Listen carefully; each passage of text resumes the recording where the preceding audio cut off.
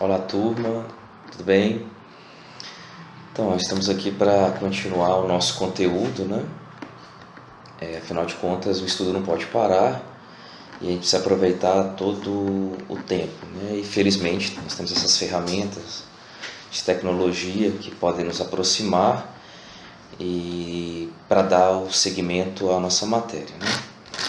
Bom, apenas para recapitular onde nós estamos no conteúdo, nossas primeiras aulas, nós analisamos os procedimentos penais, né? Vimos as espécies de procedimentos, procedimento comum, ordinário, sumário, sumaríssimo, conceito de procedimento especial.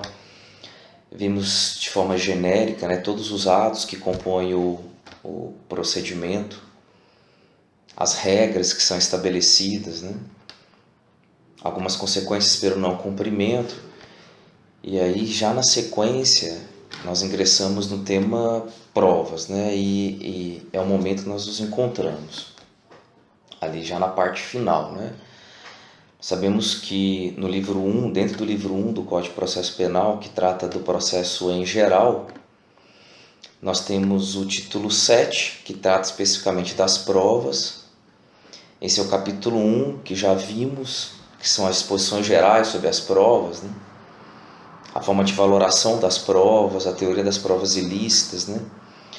A teoria dos frutos da árvore envenenada e as exceções a essas mesmas teorias, né? Vimos as duas principais, né, que são estabelecidas dentro do nosso código, que é a teoria da fonte independente e da descoberta inevitável, né? Nós discutimos também a teoria da visão aberta e a teoria da mancha purgada. Até prometi para vocês um vídeo específico sobre outras teorias, né, que ainda não são tão aplicadas no Brasil, mas com precedentes principalmente nos Estados Unidos, né? Esse vídeo ainda virá. E aí iniciamos as provas em espécie, né? Nós estudamos a figura da confissão e todas as suas consequências jurídicas, suas espécies, e na sequência ficamos um bom tempo em prova testemunhal, que tem uma alta relevância, uma grande relevância dentro dos processos penais, principalmente no que diz respeito aos chamados crimes de rua, né? E aí agora, né, nós ingressamos no capítulo 2 do título 7, que sofreu uma grande modificação no final do ano passado com o pacote anticrime, e agora com uma nova nomenclatura, né? Hoje o capítulo 2 ele trata do exame de corpo de delito, da cadeia de custódia, que essa é a grande novidade legislativa, e no terceiro ponto, que são as perícias em geral, né? Então, na aula de hoje, nós falaremos sobre perícias, de forma geral, né? E detalharemos duas espécies de perícia, que é a necrópsia ou necropsia, né? Tanto faz, e a figura do exame de corpo de delito, né? Então, para a gente iniciar, eu peço que você deixe aí o código, né, o Código de Processo Penal, perto, para facilitar o desenvolvimento do conteúdo, e também o seu material de anotação, né? Eu procurarei falar devagar, repetindo, né, para que você possa também tomar as suas anotações, somente com diz respeito às questões e os números dos julgados, né? Então, né, você pode colocar aí o nosso primeiro tópico, né? Vamos conceituar, né, o que é perícia. A gente conceitua de uma forma bem simples, tá? A perícia nada mais é do que um exame que recai sobre pessoas ou objetos realizado por um perito. Então, é um exame que recai sobre pessoas ou coisas e que é realizado por um perito. Então, você já percebe que o exame pericial, né, que a perícia é uma prova de natureza técnica. E na prática ela ganha também uma importância pela sua objetividade, né? Nós chegamos a discutir em sala de aula um caso onde havia um conflito entre uma declaração da vítima e uma perícia, né? E até nós debatemos, né, em tese o que teria um maior peso, né, para o juiz analisar ao efetuar o seu julgamento, né? E aí nós discutimos que o sistema adotado no Brasil de valoração de provas, de análise de provas, né, de utilização das provas na hora da sentença, do julgamento final, é o sistema da persuasão racional ou do livre convencimento motivado. Então nós vimos que não existe uma escala, né, de importância entre as provas, né, estabelecidas dentro do Código de Processo Penal. Então, eventualmente, por exemplo, isso é regra, né? Tem certas exceções, mas em regra, nos crimes de natureza sexual, onde não há testemunhas, geralmente, né, testemunhas oculares, a palavra da vítima ela acaba recebendo uma importância, né, maior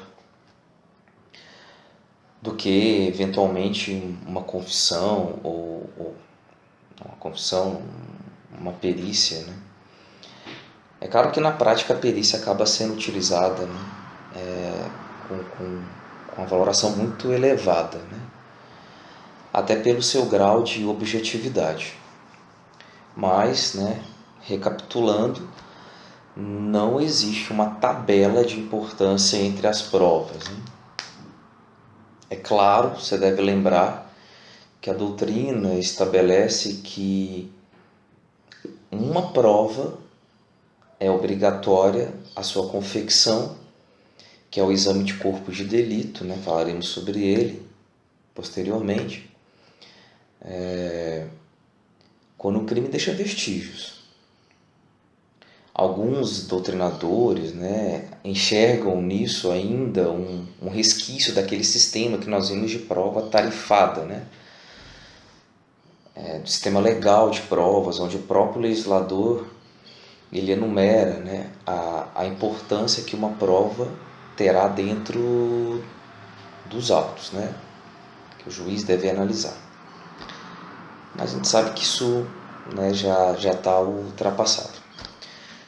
Bom, aí continuando, né, a nossa primeira questão, um perito, né? Você pode exigir, deve exigir de um perito um grau de imparcialidade? Vou repetir a questão. Pode-se exigir de um perito grau de imparcialidade? Bom, em primeiro lugar, precisa saber quem é o perito, né? O perito, né, nada mais é do que um agente com conhecimento específico sobre uma determinada área, né? Então, repetindo, o perito é um indivíduo, é um agente que detém um conhecimento específico sobre determinada área. Geralmente um conhecimento técnico. O perito é um ser humano, né? Por lei, o perito, na hora de elaboração do seu laudo, né, sua manifestação é através do laudo ou auto, dependendo do caso. Ele deve guardar imparcialidade. As partes podem arguir o impedimento, por exemplo, de um perito? Bom, nós vamos encontrar a resposta em 2 artigos. O primeiro artigo, o artigo mais direto, que, né, não deixa qualquer sombra de dúvida, então anote aí, o artigo 112 do Código de Processo Penal. Deixa eu pegar ele aqui para a gente ver a redação. E veja, essa redação, ela é muito clara, né? Bastante clara. Então, o que diz o artigo 112?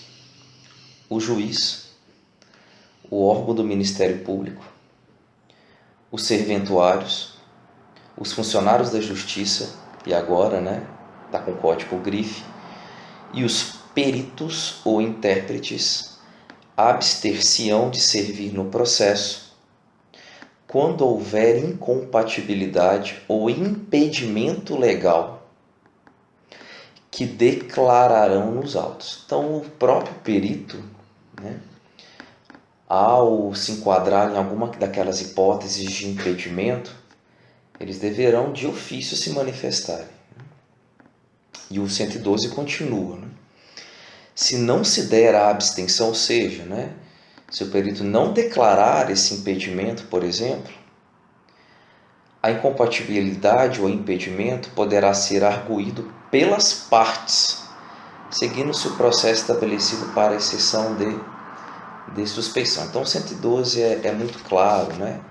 Sem sombra de dúvidas, o perito é um auxiliar do juízo. Marque isso daí, o perito é um auxiliar do juízo. E sendo um auxiliar do juízo, deve guardar imparcialidade. Agora sim, eu disse que eram 2 dispositivos, né? Existe mais um dispositivo do Código Penal apenas para reforçar esse entendimento. E o artigo é o artigo 342 do Código Penal. O artigo 342 do Código Penal tipifica a conduta de falso testemunho e falsa perícia, né? Geralmente a gente só lembra do 342 quando fala do falso testemunho.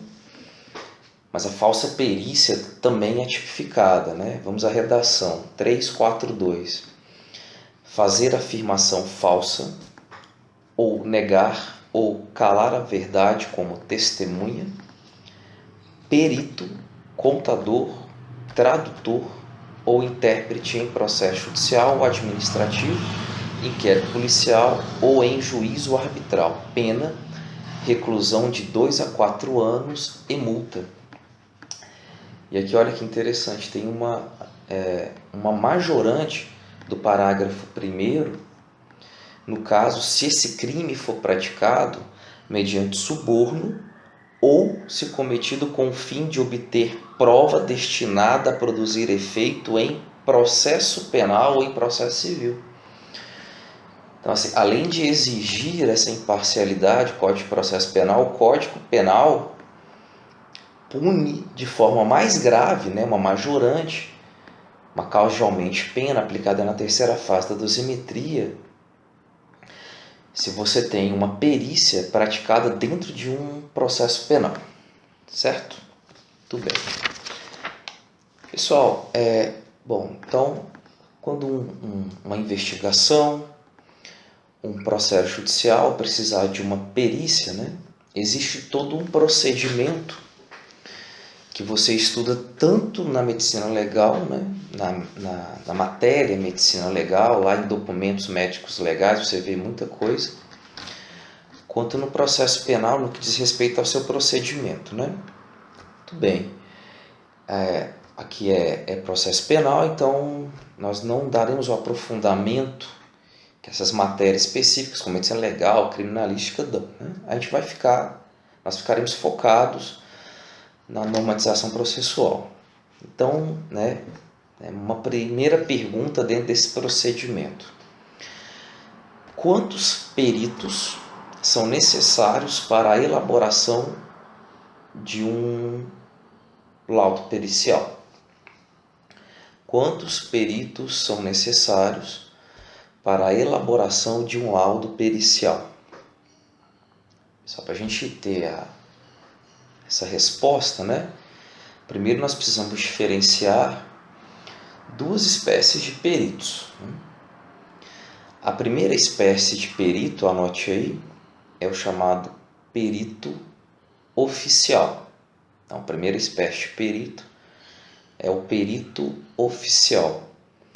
Bom, quem que é este perito oficial? É só você raciocinar pelo nome, né? Ele é oficial, então, ou seja, é uma pessoa, é um indivíduo com conhecimento técnico, né, específico de uma área, né?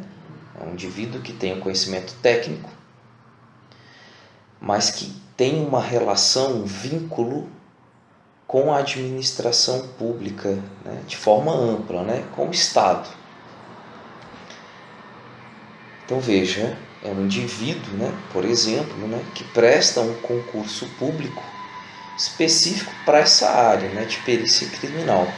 Então a gente pode pegar um exemplo de um perito oficial, um médico legista. O médico legista é um perito oficial.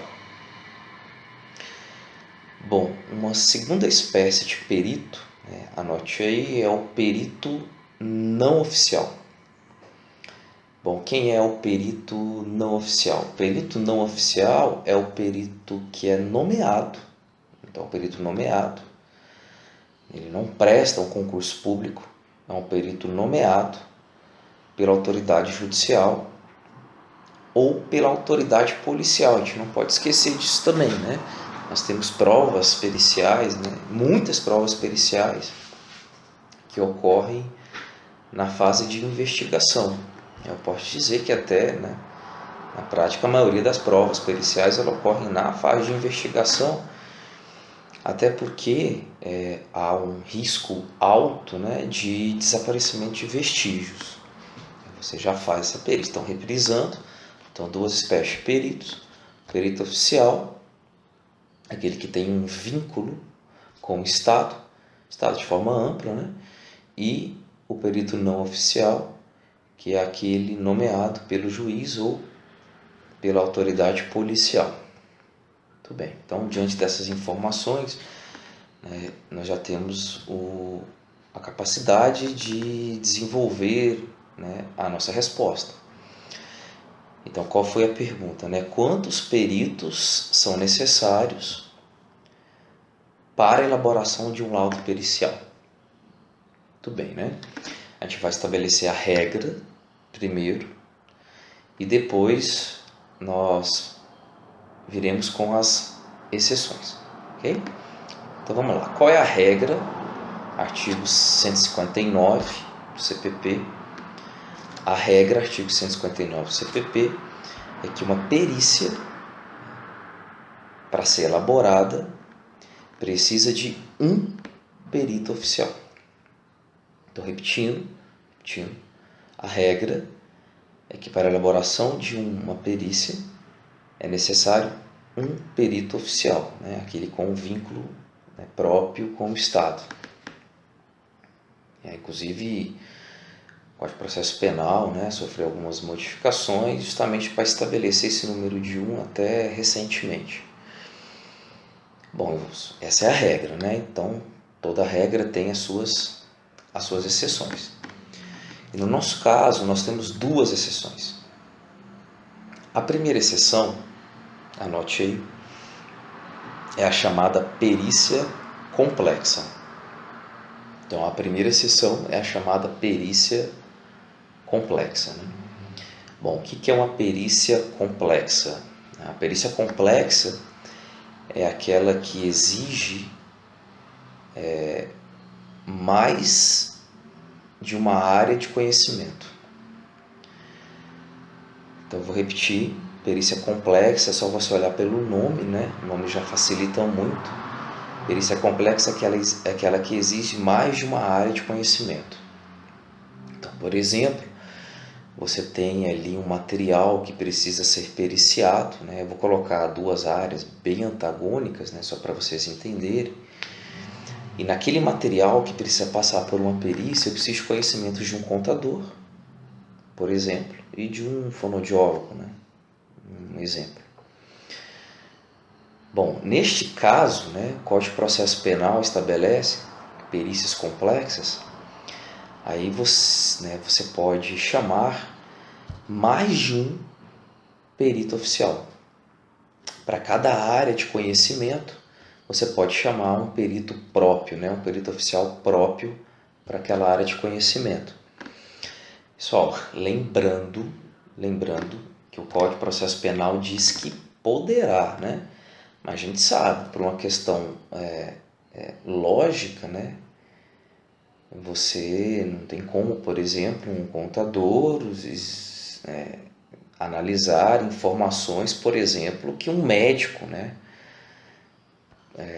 que é o que tem o conhecimento próprio, deveria analisar, né? Então, esse sentido de pode, né, na lógica, na verdade, deve-se, né?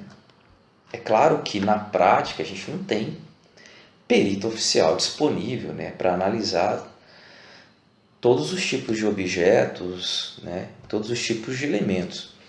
E daí anote a nossa segunda exceção. Então, A segunda hipótese, que você vai excepcionar a regra de um perito oficial. A segunda exceção diz respeito a localidades que não tem perito oficial.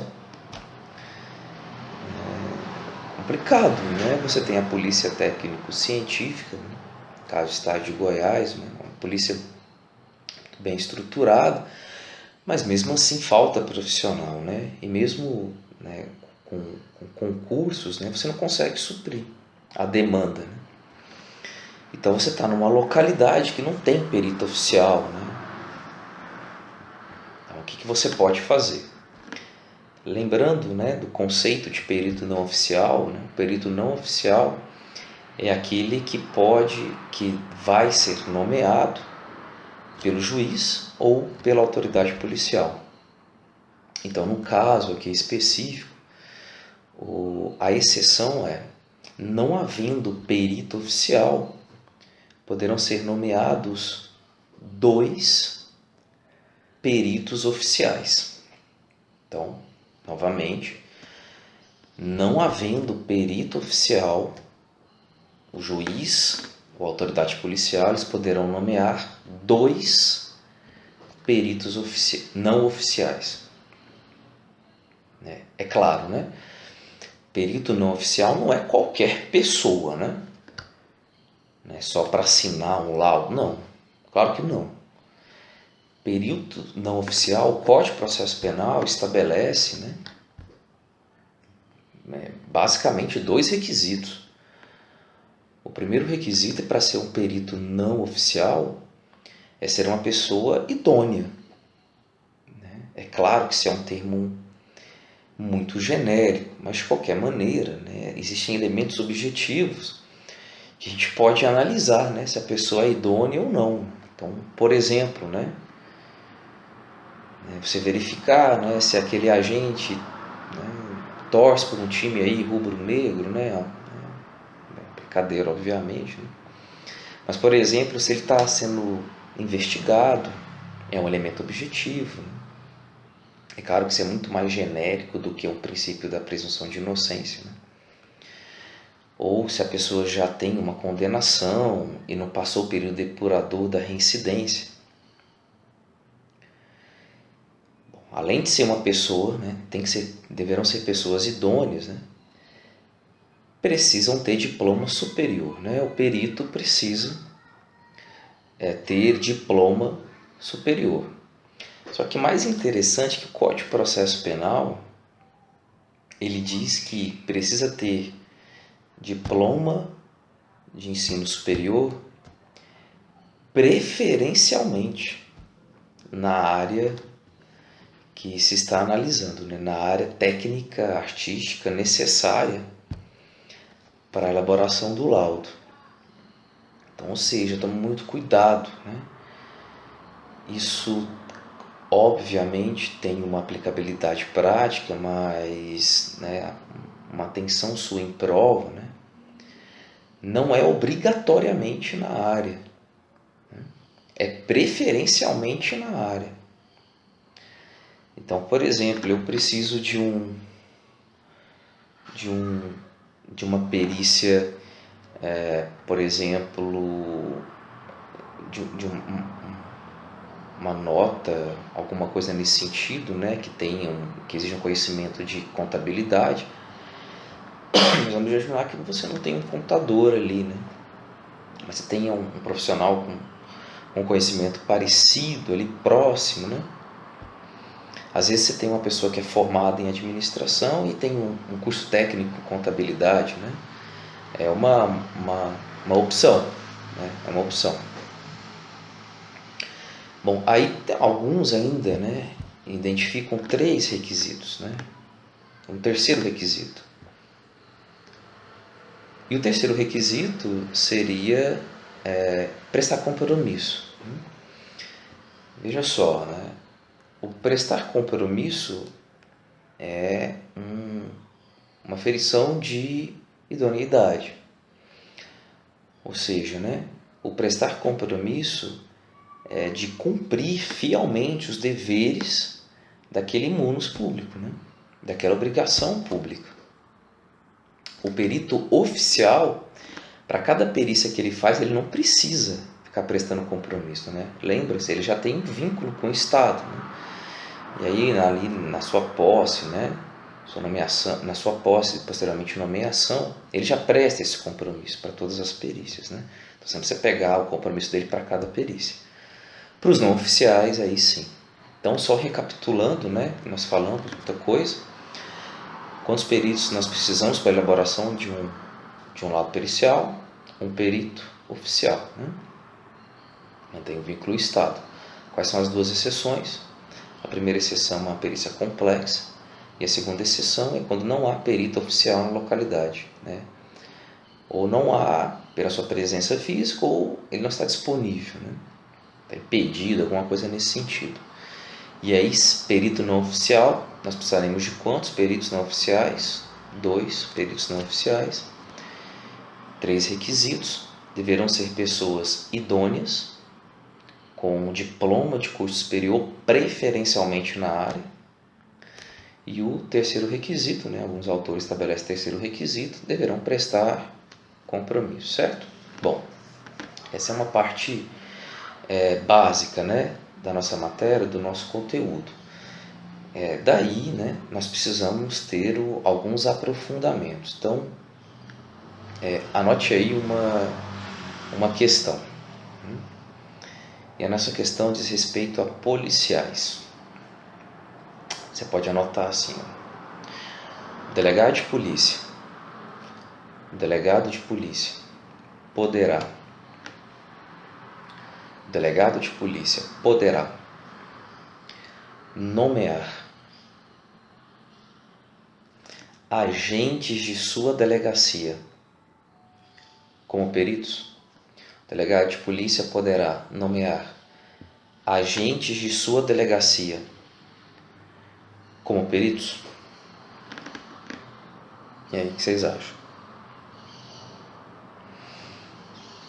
Então vamos lá. Imagine, né? Você acabou de passar no concurso, virou delegado de polícia. Foi lá para uma circunscrição pequena, uma cidade pequena, em torno aí de uns 20 mil habitantes, 15, 20 mil habitantes, né? Está lá fazendo algumas investigações e uma das investigações você precisa de um perito. E aí não consegue esse perito. Bom, você olha para os seus 2 agentes, agente de polícia, e nomeia os 2. Vamos lá. Primeiro, não há perito oficial, que seria a regra, né? Ok. Então você vai para a exceção, os peritos não oficiais. Você nomeou 2 agentes, maravilha. Cumpriu o primeiro requisito, né? O melhor pressuposto geral, né? O fundamento. Bom, os agentes de polícia são pessoas idôneas? Acreditamos que sim, né? Acreditamos que sim. Geralmente são, a grande maioria né? Até porque passa por uma fase de investigação social e a gente sempre espera e vê, né, que eles se mantêm íntegros, né, na atuação policial. Segundo requisito, portadores de diploma de curso superior? Sim, é uma exigência hoje dos concursos, né, em Goiás, por exemplo. Preferencialmente na área? Às vezes não, né? Às vezes não. Na área necessária para perícia, às vezes não. Mas como nós dissemos, né, não é obrigatoriamente, é preferencialmente. Então esse requisito, ok. Presta um compromisso, ótimo, né? Então, assim, em tese, eles podem? Podem. Né? Em tese, se nós formos olhar os requisitos específicos do Código de Processo Penal. Só que, né, provavelmente alguns aí que estão assistindo devem ter pensado, respondido que não. E por quê, né? Como é que você nomeia alguém que está envolvido diretamente na investigação, né? Então, devido a essas polêmicas, né, esse caso chegou ao STJ, né? Chegou mais de uma vez para o STJ resolver. Afinal de contas, policiais podem ser nomeados como peritos não oficiais, né, na falta de perito oficial? Tudo bem. Eu trouxe para vocês o julgado, né? Anote primeiro aí o número do julgado. É o agravo regimental, AGRG, né? Agravo regimental, no recurso especial, agravo regimental no recurso especial, agravo regimental no recurso especial, 1.581.047. Estou repetindo, agravo regimental no recurso especial, 1.581.047 do Rio Grande do Sul. 1.581.047 do Rio Grande do Sul. O julgado é de 2017. Preste atenção no tópico 2 da ementa. Tópico 2 da ementa. Considerando que não existe vedação legal específica, então, considerando que não existe vedação legal específica, a jurisprudência do STJ considera válida a perícia realizada por policiais diplomados. Considera válida a perícia realizada por policiais diplomados, desde que, é que nós falamos, devidamente nomeados e compromissados para o encargo, tal como ocorreu na espécie. Então, o STJ amplia essa possibilidade. Então, hoje ainda não há qualquer problema em nomeação de policiais para serem peritos não oficiais, ok? Tudo bem. Pessoal, uma segunda questão de aprofundamento, tá? Sobre perícia. Anote aí primeiro a questão e a gente a desenvolve, tá? E a questão diz respeito à interceptação telefônica. Então, anote aí. É necessária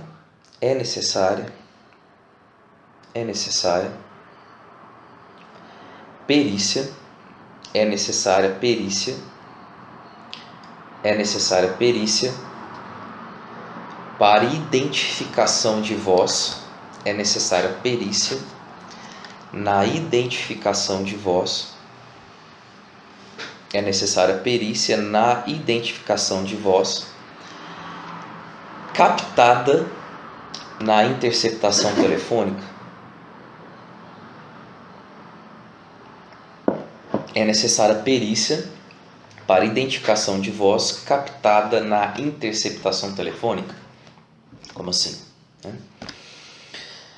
Você faz a interceptação telefônica, né?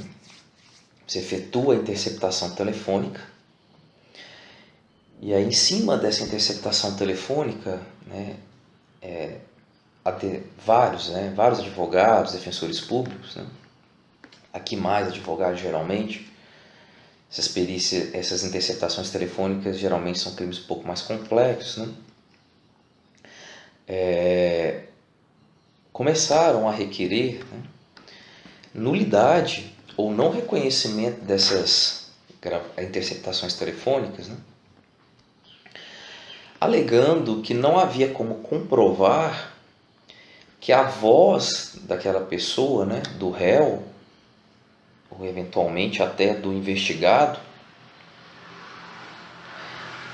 né, era mesmo dele. E aí vários casos, né, começaram a brotar lá, né, chegar através de habeas corpus no STJ. E o STJ acabou que pacificando hoje a matéria, né? Então hoje é algo já pacífico, que é uma solução ali interessante, porque é uma solução meio termo. Então, para a gente entender essa solução, né, primeiro compreenda como é que é o procedimento da interceptação telefônica. Bom, a interceptação telefônica é prevista na Lei 9296 de 96, né? 9296 de 96. 9296 de 96. Lá no artigo 6º nós encontramos o procedimento que assim, né, é bem simples. Né? Primeiro, né, quem vai conduzir a interceptação telefônica, né? Segundo a lei, né, autoridade policial, no caso, quando você está dentro de um inquérito policial, né? Então, a autoridade policial conduz a interceptação e dá ciência ao Ministério Público. Para se quiser, acompanha a diligência, né? Sendo possível, faz a gravação, né? Faz a captação e aí elabora o laudo de degravação, né? Sendo degravação é pegar as conversas e atermar, colocar nos autos, né? Junto com a mídia. Hoje também já é pacífico, você não precisa degravar todo, né? Toda a matéria, né? Todas as conversas, né? São as conversas que foram essenciais ali às investigações. Ok? Muito bem. Então, o que o STJ decidiu? Anote também o número do julgado, tá? Todos os julgados recentes. Bom, o STJ, para responder a questão, né? Você vai encontrar a resposta no habeas corpus 453, habeas corpus 453, 357, 453, 357 de São Paulo. O ano é 2018. Tá? Muito bem. O item 3 dessa ementa traz o seguinte conteúdo, preste atenção. No caso, o magistrado indeferiu o pedido de perícia fonográfica de interceptação telefônica, justificando que a identificação do paciente já estava provada por outros meios, além de que sua voz estava sendo monitorada e foi reconhecida pelos policiais. Fatores que tornam realmente necessária a prova pericial para a identificação da voz.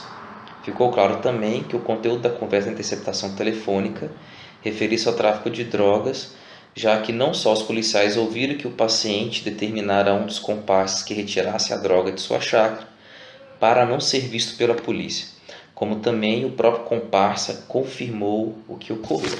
Bom, em outras palavras, assim, né, qual foi a solução do STJ, né, que a gente pode extrair disso? Não precisa, né, não precisa. Agora, eventualmente, né, caso haja dúvida, uma dúvida razoável de quem é a voz, né, de quem pertence àquela voz, aí você pode fazer o exame fonográfico, né, do indivíduo, ok? Muito bem. Pessoal, uns pontos ali bem específicos, tá? Antes de a gente entrar em perícias em espécie, né? Primeiro que a perícia ela pode ser realizada em qualquer dia e horário, né? Qualquer dia e horário. Isso não tem qualquer dúvida. E um outro ponto, né? Eu já vi isso cair várias vezes em prova e, sinceramente, eu não entendo que as pessoas porque é algo bastante simples, né? Que é o prazo para se elaborar a perícia. E qual que é o prazo para se elaborar a perícia? Bom, o Código de Processo Penal estabelece o prazo de 10 dias, tá? Então anote aí o prazo para elaboração da perícia, são 10 dias. Bom, 2 pontos. Primeiro, 10 dias corridos. Então, aqui você não fala em dia útil, né? Como tem ali no processo civil, são 10 dias corridos, né? O Código de Processo Penal fala assim, uma vez sobre dias úteis, né? Não é o caso aqui. Então são 10 dias. Pode ser prorrogável? Pode ser prorrogável. A pedido de quem? A pedido do perito, tá? Então isso não tem qualquer dúvida, ok? Tudo bem. Bom, eu comentei com vocês, né, no início das explicações, né, que eu selecionei um tipo de prova pericial, né, que é importante nós ficarmos atentos, né? Atentos. E essa prova pericial que é necessário ficar atento é a necrópsia, né, ou necropsia, né? Isso já nem se discute mais, pode falar qualquer um dos dois, né? O Código de Processo Penal fala autópsia, né? Mas é o exame cadavérico, né? O exame cadavérico tem pontos que vocês precisam ficar bem atentos, né, a esse tipo de exame que é efetuado por um médico legista, né? Muito bem.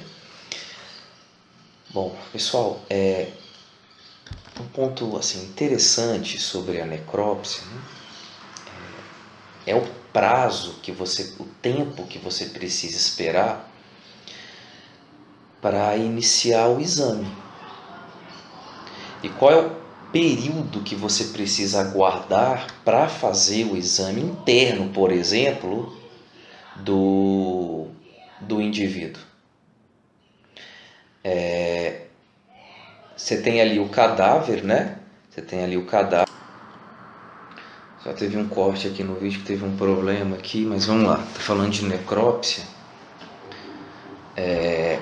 A necrópsia, né, ou necropsia, você precisa aguardar um tempo para iniciar o seu exame. E qual é esse tempo que você tem que aguardar, né?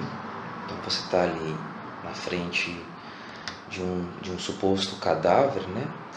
Você tem que aguardar um prazo de, como regra, marque isso daí, destaque, de 6 horas. Né? Então, para iniciar a necrópsia ou a necropsia, deve-se aguardar um prazo de 6 horas. Bom, por que isso, né? Porque esse prazo, bom, lá em medicina legal, né, em tanatologia forense, nós estudamos, né, um tópico ali sobre sinais, né, sinais abióticos, né?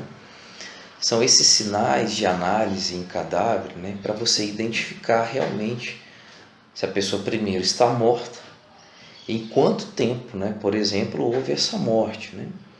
Existem sinais abióticos imediatos, né, que são aqueles sinais que você identifica já no momento, né, da morte, como por exemplo uma parada cardiorrespiratória, né, e sinais mediatos, né, que vão ocorrer no decorrer das horas e dos dias. A questão é que já nas primeiras horas, mesmo esses sinais abióticos mediatos, eles já começam a aparecer, né, como resfriamento do corpo. Mas de qualquer maneira você aguarda 6 horas, né, para poder ter a certeza da morte e conseguir identificar melhor esses sinais abióticos, né, principalmente os mediatos. Agora, é claro, né, o próprio Código de Processo Penal, ele coloca algumas exceções, né? Então, por exemplo, se pelos sinais externos, né, for evidente a morte, você não precisa esperar 6 horas, né? Então, a pessoa foi decapitada, né? Ou foi degolada, ou sofreu uma esgorja. Então, ali, pelo sinal externo, né, você tem ali nas vísceras, né, todas para fora, né? Então, você não precisa aguardar 6 horas, porque nitidamente a pessoa morreu, né? Aí você já pode começar a fazer esses exames, certo? Esse exame. Bom, o Código de Processo Penal também ele cria uma norma específica, né, para os casos de necrópsia em morte violenta. Também outro termo da medicina legal, morte violenta, né, é aquela que ocorre por causas externas, né? Causas externas. Então, por exemplo, um acidente, né? Um acidente qualquer. Aí. Bom, o que o CPP fala da necrópsia na morte violenta, né? Que é por causas externas, né? Bom, ele excepciona, né, estabelecendo que é possível fazer a necrópsia desse tipo de morte, nesse tipo de cadáver, apenas pelo exame externo do cadáver, né? Essa é uma exceção, geralmente se faz todo o exame interno, né, para verificar de forma contundente, né, a causa mortis. Mas você pode fazer, no caso de morte e violência, só o exame externo em duas hipóteses. A primeira, se não tiver infração, né, se não tiver infração a ser investigada. Então, é o caso, por exemplo, de uma pessoa que se acidenta sozinha, né? Você não tem crime ali para investigar, né? A autolesão, como regra, nós sabemos, né, não é punida. E uma segunda hipótese, né, é também se os elementos externos forem suficientes para descobrir a causa-morte e não for necessário um exame interno, né? Então pode acontecer, por exemplo, de você ter uma sequência de atos criminosos, como por exemplo é o caso do indivíduo que foi vítima de um crime, né? Foi envenenado, então a causa-morte foi um agente, né? O veneno.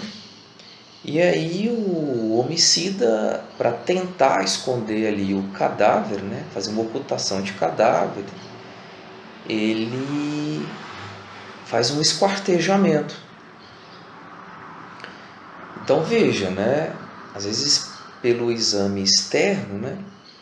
Você poderia imaginar, né?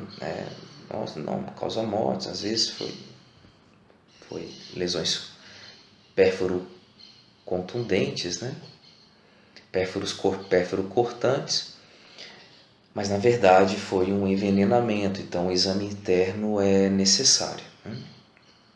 Mas isso é uma situação excepcional, ok?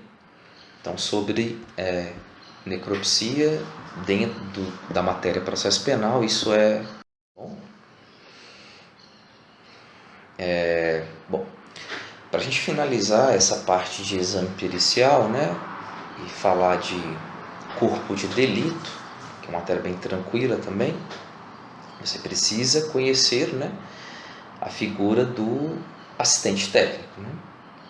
Bem, então dentro de um processo, de uma acusação, de autos, né, você pode ter ali, né, em paralelo, um perito e o assistente técnico, né? Mas quem é o assistente técnico? O assistente técnico é um indivíduo também com conhecimento especializado, né? Então, repetindo, o assistente técnico é o indivíduo também com conhecimento especializado, igual o perito. Não, mas então o que diferencia, né, um assistente técnico de um perito, né? Pessoal, o que diferencia é que o assistente técnico é indicado pelas partes. Então, repetindo, o assistente técnico é indicado pelas partes, né? Tanto pela acusação quanto pela defesa. Não é obrigatória a apresentação do assistente técnico, mas elas podem ocorrer. Então, diante desse cenário, né, cuidado com isso. Lembra que eu comentei que o perito ele tem que ser imparcial. O assistente técnico não. Ele não precisa ser imparcial. Justamente é o contrário, né? Como ele é indicado pelas partes, eles querem demonstrar, né? Tanto a acusação, defesa, assistente de acusação, o ofendido, eles querem demonstrar algo, né, que interessa ali aos seus argumentos dentro dos autos, né? Então não tem nada de imparcialidade assistente técnico, né? Então como é que funciona a figura do assistente? Primeiro que as partes, né, no meio do processo, elas podem indicar quesitos, né? Quesitos para o perito que oficial ou aqueles nomeados pelo juízo, né? Quesitos são questões, são perguntas, né, que eles gostariam de serem respondidas.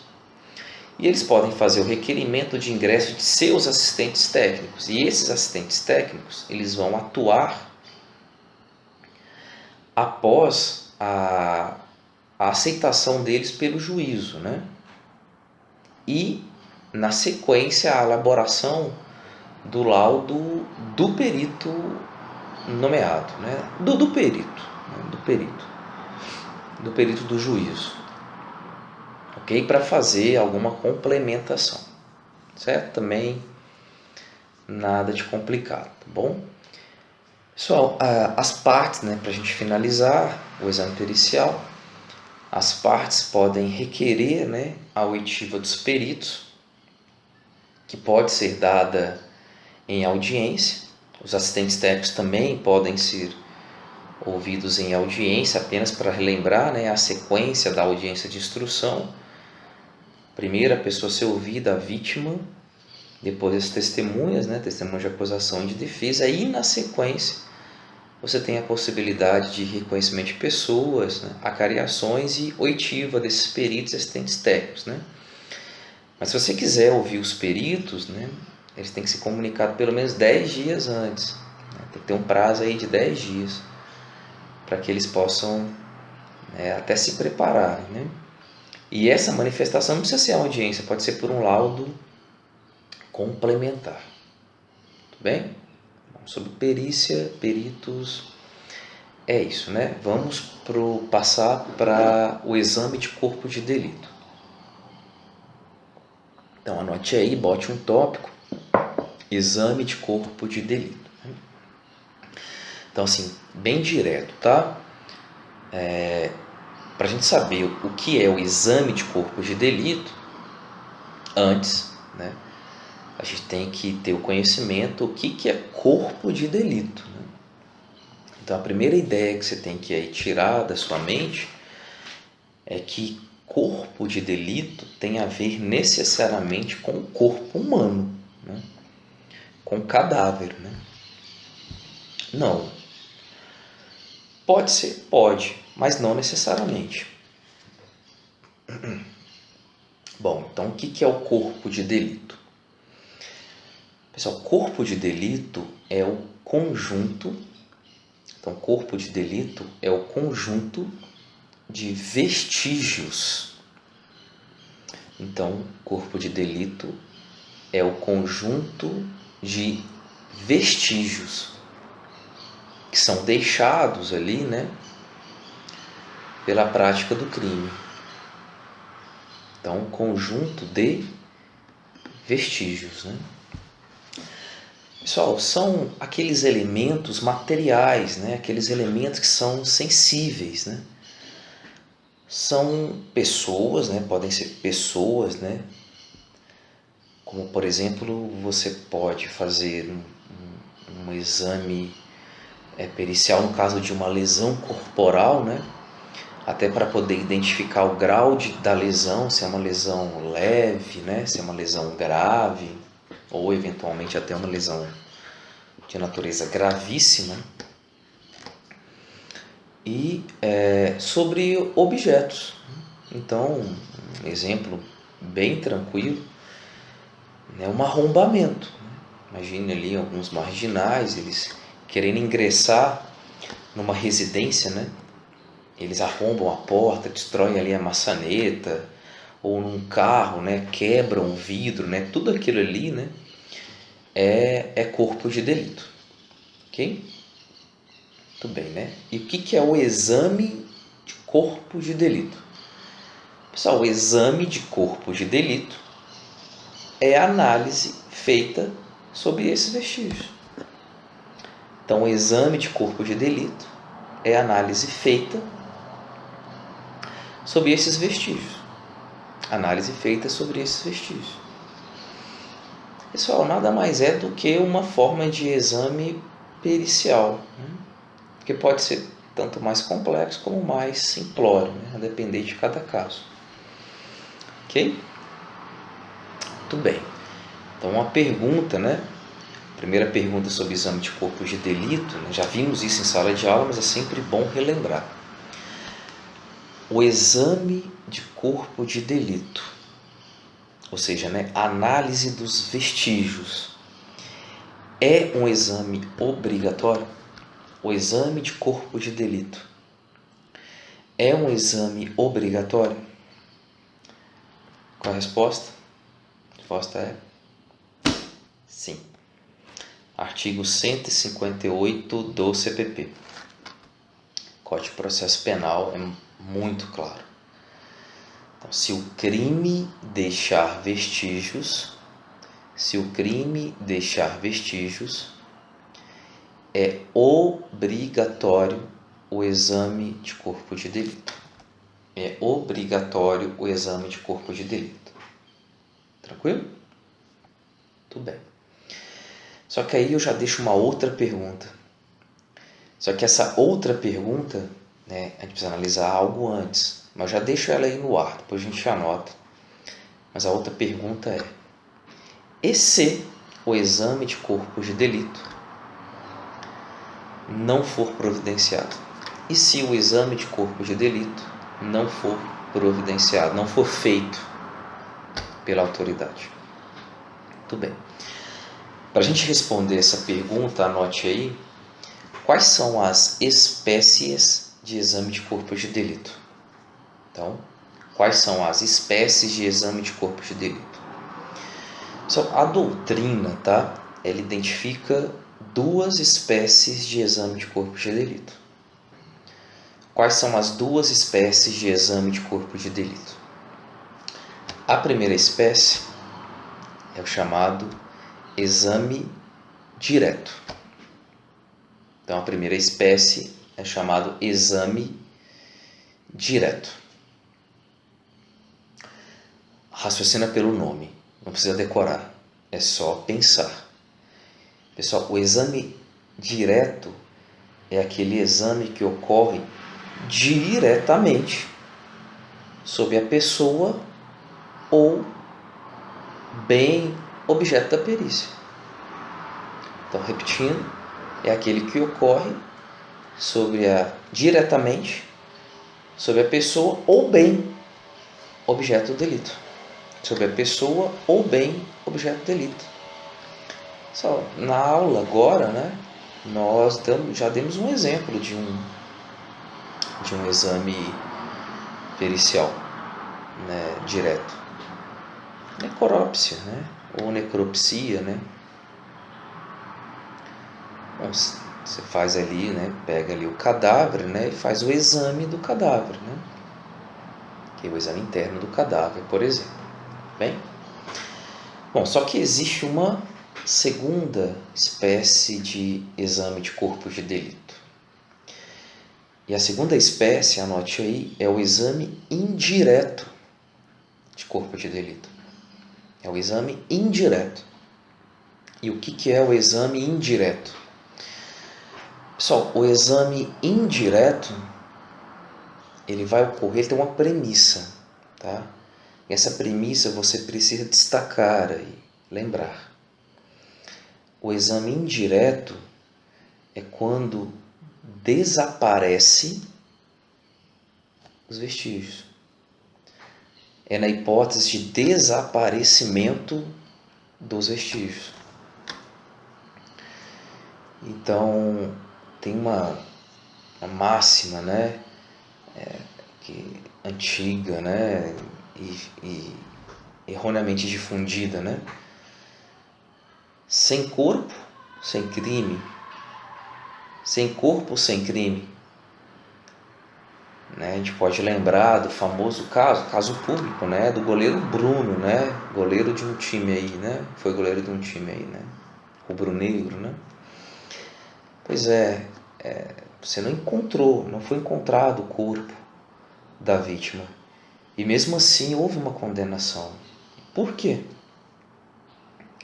Sendo que muitas das vezes, né, a maioria das vezes, você consegue encontrar vestígios diretos, né, de crime de homicídio, mas o corpo não foi encontrado.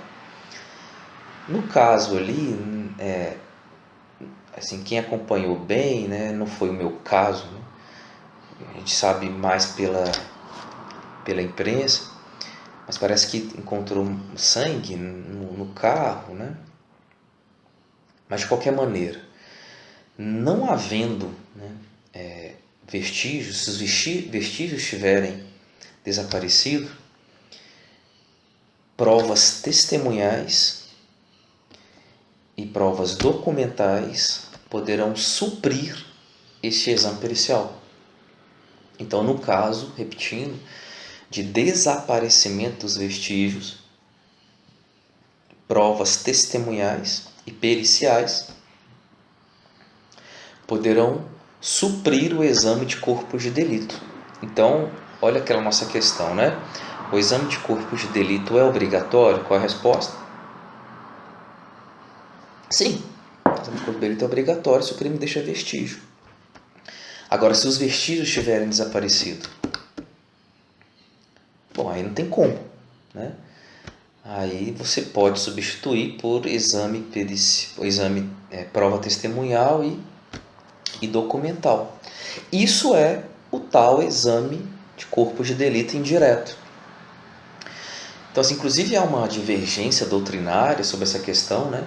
Tem gente que defende que o exame de corpo de delito indireto continua sendo exame pericial quando desaparece vestígio, mas é um exame pericial com base em laudos, né? A gente vê com base em documentos. Então, você tem uma perícia em cima de documentos que substituem o exame de corpo de delito direto. Mas a maioria da doutrina já defende que, na verdade, o exame de corpo de delito indireto nem é exame de corpo de delito, né? É prova testemunhal e documental. Ok? Tranquilo? Beleza? Ótimo. Pessoal, essa pergunta talvez seja uma das perguntas mais importantes, né, desse nosso momento aqui. Então, anote assim. Caso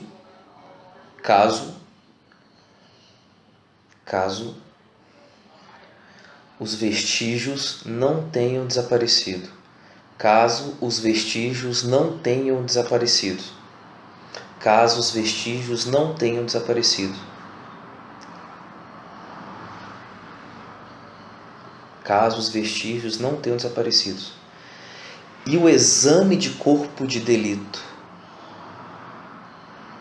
E o exame de corpo de delito não seja efetuado. E o exame de corpo de delito não seja efetuado. Qual a consequência? Qual a consequência? Então, olha só. As premissas. Artigo 158 do CPP. O exame de corpo de delito é obrigatório quando o crime deixa vestígio. Só para lembrar como é que é a classificação doutrinária para crime que deixa vestígio. É crime não transeunte, né? Crime não transeunte é aquele crime que deixa vestígio, né? Crimes materiais. O vestígio estava ali, só que a perícia não ocorreu, só que o exame de corpo de delito não ocorreu. Qual é a consequência? Pessoal, isso é problema. E é problema por quê? Dois casos, né? Eu vou trazer para vocês. Dois casos chegaram no STJ o crime deixou vestígio, um arrombamento, né? Vou detalhar com vocês. E o indivíduo, né, não aguardou o exame de corpo de delito, né? A polícia demorou a chegar. A polícia técnica científica demorou a chegar. E ele arrumou ali o seu comércio. E, né, tinha o vestígio, não foi feito o exame. E aí a acusação tentou, né, através de provas testemunhais, suprir a confecção desse exame, que era obrigatório.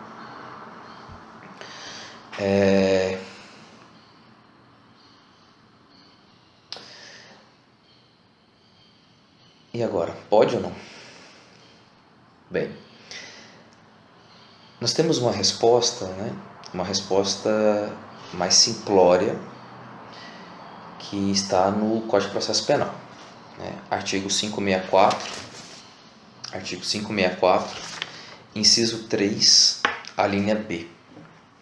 Diz o seguinte, artigo 564, inciso 3, a linha B.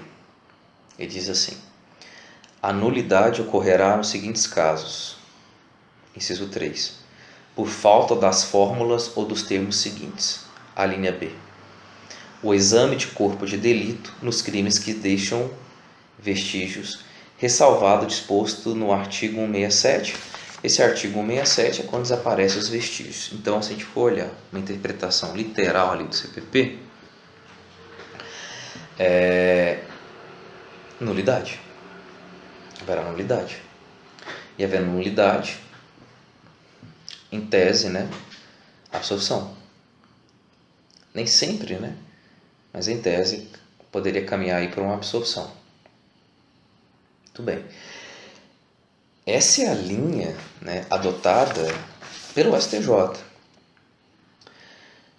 Se vocês quiserem anotar o número de um julgado para comprovar essa afirmação, né, é o agravo regimental, agravo regimental, agravo regimental, no recurso especial, agravo regimental, no recurso especial, agravo regimental, no recurso especial,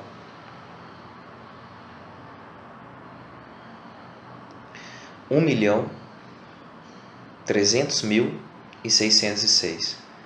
1.300.606 de 2017. 1.300.606 de 2017. Item 3 da emenda.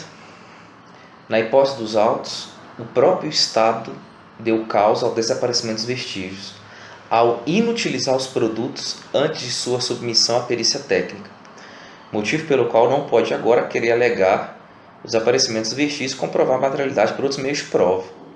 Em outras palavras, né? O Estado, por uma negligência do próprio Estado, desapareceu os vestígios, né? Ele mesmo destruiu os vestígios, né?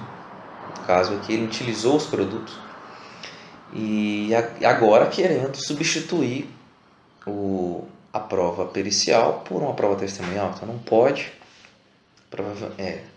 Esse caso aqui não tem emenda inteira, obviamente o indivíduo foi absolvido. Mas aí a gente tem que lembrar aquele primeiro caso de exemplo que eu dei para vocês, que é na hipótese, por exemplo, de um furto, que mediante um arrombamento, né? Geralmente um furto como arrombamento, ele deixa vestígios. E aí, se vocês quiserem anotar, artigo 171 do Código de Processo Penal, artigo 171 do Código de Processo Penal, ele obriga o exame de corpo de delito, né, para esse tipo de crime. Pois bem, né? Bom, e aí o que aconteceu? Aconteceu justamente o caso que eu narrei para vocês. O indivíduo teve a sua loja arrombada, ladrões entraram e no outro dia ele precisava funcionar. E como ele precisava funcionar, ele já arrumou. E o que desapareceu os vestígios e a acusação, ela tentou utilizar de outras provas para condenar o indivíduo. E aí foi possível. Então, foi possível utilização de outras provas. Porque não é razoável que a pessoa fique aguardando, né, durante todo o tempo a disponibilidade para fazer a perícia e ali, né, seus produtos, seu comércio está ali exposto, né? Pode acontecer numa casa também e assim por diante, mas a regra, repetindo, frise essa tese, se teve vestígio, se não foi feito o exame de corpo de delito, salvo em casos excepcionalíssimos, você não pode substituir o exame pericial por uma prova testemunhal. Ok? Tudo bem. Pessoal, para a gente fechar aí nossa conversa, nessa primeira parte da conversa, antes das perguntas, né, que nós faremos ao vivo e outras observações, né, um ponto, né, uma modificação ali para contemplar uma parte vulnerável da sociedade em relação ao exame de corpo de delito. Em 2018, foi acrescentado no artigo 158 do Código de Processo Penal uma lista de preferências ao fazer o exame de corpo de delito, né? São pessoas que têm preferência no momento de passar por esse exame, né? Bom, quem são essas pessoas, né? Vítimas de violência doméstica e familiar, Veja, são pessoas que têm vulnerabilidade, né? Vítima de violência doméstica, familiar, idosos, né? Idosos, crianças e pessoas com deficiência, né? Então, repetindo, vítimas de violência doméstica familiar, aqui é a Lei Maria da Penha, tá? Violência doméstica familiar contra a mulher. Idosos, então, vítimas de violência doméstica familiar contra a mulher, idosos, crianças e adolescentes e pessoas com deficiência. Violência doméstica familiar contra a mulher, vítimas de violência doméstica familiar contra a mulher, idosos, crianças e adolescentes e pessoas com deficiência, e aí você não estabelece, né, um grau de prioridade entre eles, né? E essa deficiência, ela, né, também não há limitação, deficiência física ou mesmo intelectual, tá certo? E posteriormente a gente faz um vídeo só para cadeia de custódia, ok? Então vamos às dúvidas.